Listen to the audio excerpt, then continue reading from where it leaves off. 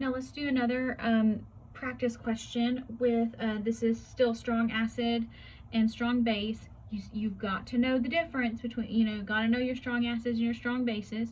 So here we have a 50 ml sample of 0.2 molar sodium hydroxide, and we're going to titrate it with 0.2 molar nitric acid.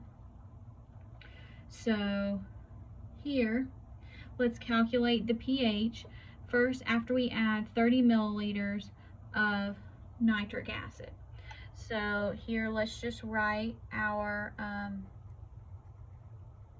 plus NaOH is going to give us water plus a salt. So that would be sodium nitrate. Okay, so now after we add 30 milliliters, so here I'm just going to write my quick, this time we're adding acid, so that's why I've got them reversed. It's not going to be, you can write it however you want it. So now 30 milliliters of 0.2 molar nitric acid. So let's say, so what is 30 times 0.2? 30 times 0.2, 6. So this is going to be 6 millimoles.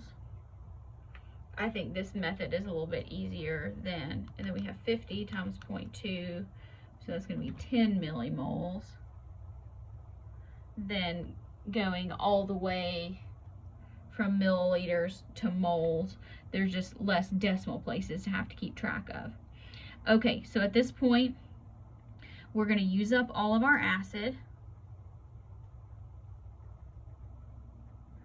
And that's going to leave us with 4 millimoles of OH minus. Now, again, to save time and paper, I just like to divide that. And we started with 50 mils, and we added 30. So millimoles divided by milliliters. 4 divided by 80, right? 0.05.